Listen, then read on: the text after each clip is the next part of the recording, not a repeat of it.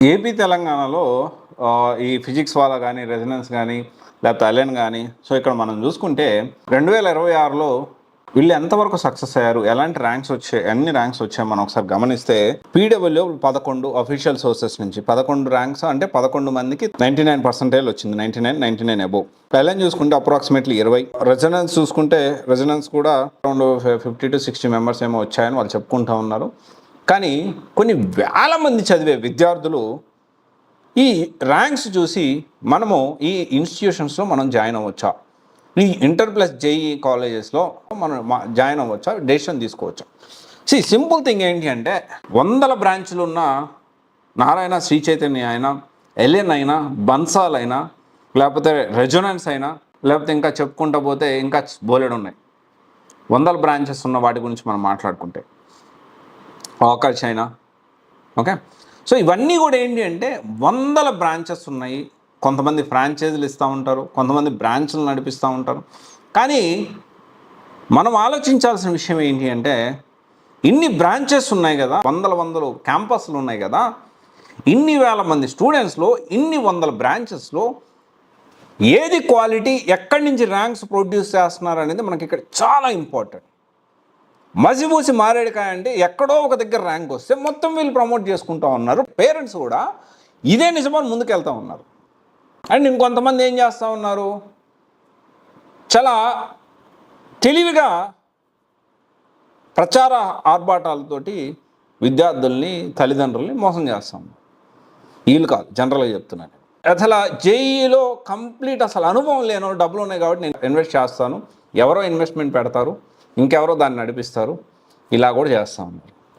ఒక్కసారి డబ్బులు కట్టిన తర్వాత రిఫండ్ ఇవ్వకుండా సతాయిస్తున్నారు. తల్లిదండ్రుల యొక్క కష్టాన్ని దోచుకుంటున్నారు. కానీ గుడ్డిగా వెళ్ళి మన వాళ్ళు కూడా అక్కడే జాయిన్ అవుతూ ఉంటారు. ఈ విషయంలో ఈ ఇంటర్ ప్లస్ జేఈ అనేది డిసైడింగ్ ఫ్యాక్టర్.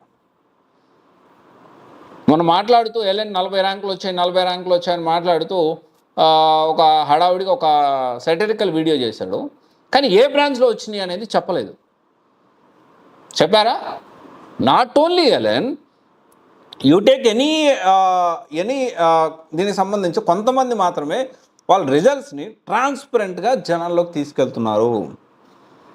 చాలా తక్కువ మంది మాత్రమే నిజంగా రిజల్ట్స్ బేసిస్లో మీరు నిర్ణయం తీసుకోవద్దు. ప్రతి ఒక్కరికి ఐఐటి, ఎన్ఐటిలో సీట్స్ వస్తాయని అనుకోవడం కరెక్ట్ కాదు. ప్రయత్నం చేయడంలో తప్పు లేదు. కానీ దానితో పాటు ఒక పిల్లవాడు మానసిక మెంటల్ స్ట్రెస్కి గురవ్వకుండా ఎలాంటి స్ట్రెస్ ఫ్రీ ఎడ్యుకేషన్ ఉందా, ఆహ్లాదకరంగా పిల్లవాడు వెళ్తున్నాడా లేదా, దీంతోపాటు మల్టిపుల్ ఆప్షన్స్ ఉన్నాయి. జిఎఫ్టీ కాలేజ్ చూడొచ్చు, ఐజరు, నైజరు, ఇంకా బిట్స్, ఇక చెప్పుకుంటూ పోతే బిట్స్ యాట్ రాయొచ్చు, ఇంకా చాలా ఎగ్జామ్స్ ఉన్నాయి. ఎంసెట్లో కూడా మంచి కాలేజెస్ ఉన్నాయి, ఈఏపీ సెట్లో కూడా మంచి కాలేజెస్ ఉన్నాయి. కానీ రైట్ డైరెక్షన్ ఇంపార్టెంట్, పిల్లవాడి మైండ్ హోలిస్టిక్ వేలో డెవలప్ అవడం ఇంపార్టెంట్, మెంటల్ స్ట్రెస్కి కొంచెం కూడా గురి కాకుండా చూసుకోవడం కూడా చాలా ఇంపార్టెంట్. కానీ ఈ మధ్యకాలంలో ర్యాంకులు ర్యాట్ రేస్, ఈ ఎలుకల ర్యాట్ రేస్ అంటారు కదా, దానిలో పడిపోయి విపరీతమైన ఒత్తిడికి గురి చేస్తూ ఉన్నారు. నిజంగా చెప్తా ఉన్నా, డెఫినెట్లీ రైట్ డైరెక్షన్లో వెళ్ళడం ముఖ్యము, రైట్ జూనియర్ కాలేజీని వెతుక్కోవడం కూడా చాలా ముఖ్యము. ఇది డిసైడింగ్ ఫ్యాక్టర్. కానీ అలాగని ఒత్తిడి తీసుకురావడం పిల్లల మీద, నేను అంత డబ్బులు కట్టానుగా నువ్వేం చదువుతున్నావు, అలాంటి మాటలు మాట్లాడొద్దండి. ఓకే, సో ఇవన్నీ చూసుకొని మంచి కాలేజ్ చూసుకొని జాయిన్ అవ్వండి. నా ఒపీనియన్ అయితే ర్యాంక్స్ని చూసి ఒక కాలేజ్ని సెలెక్ట్ చేసుకునే దానికంటే కూడా అక్కడ వాతావరణం ఎలా ఉంది, అక్కడ టీచర్స్ ఎలా టీచ్ చేస్తున్నారు, ఫ్రెండ్లీ వాతావరణం ఉందా లేదా, ఆహ్లాదకరంగా ఉందా లేదా, పర్సనల్ కేర్ ఉందా లేదా, పిల్లవాడు లో ఫీల్ అయినప్పుడు, ఎందుకంటే తల్లిదండ్రులను వదిలిపెట్టి వాళ్ళ దగ్గర ఉన్నప్పుడు ఆప్యాయంగా వాళ్ళు చూసుకుంటున్నారా లేదా, ఇవన్నీ కూడా మనం కన్సిడర్ చేసుకోవాలి. మంచి ఒకవేళ హాస్టల్ అయితే మంచి ఫుడ్ మనం పెట్టిస్తున్నామా లేదా, ఇవన్నీ చూసుకోవాల్సిన అవసరం ఎంతైనా ఉంది. ఓకే, ఇది ఒకసారి ఆలోచించండి. Thank you. This is Raj signing off.